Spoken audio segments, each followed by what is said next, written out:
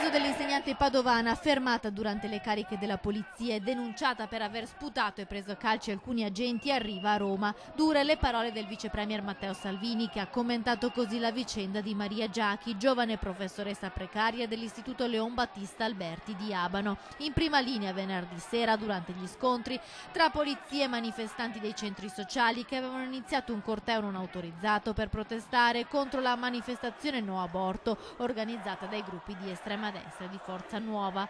Nessuno può permettersi di insultare le nostre donne e uomini in divisa. Solidarietà e stima per le nostre forze dell'ordine, ha detto il ministro dell'Interno. Sono sbalordito, una persona del genere può fare l'educatrice, cosa dirà in classe? Secondo il ministro, pochi giorni fa la donna, attivista del Gramigna, era stata pizzicata mentre imbrattava con dello spray alcuni muri del centro cittadino. Dal canto suo Maria Giachi, che abbiamo cercato al telefono, preferisce non rilasciare dichiarazioni. Nei prossimi giorni forse scriverà una lettera aperta per spiegare la sua versione dei fatti.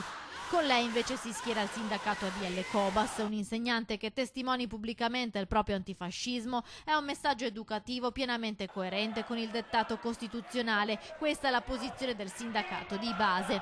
Fuori dalla scuola superiore di Abano, dove Maria Giachi insegna matematica, i ragazzi parlano di questa prof. Pochi però la giudicano. Una nella vita privata fa ciò che vuole, dice un ragazzo. Sputare e prendere a calci però è sbagliato, contesta una sua compagna. Più categorico il commento di una mamma che definisce deplorevole il comportamento dell'insegnante. Se fosse docente di mio figlio farei qualsiasi cosa per far chiarezza e chiederei un colloquio urgente, ci rivela.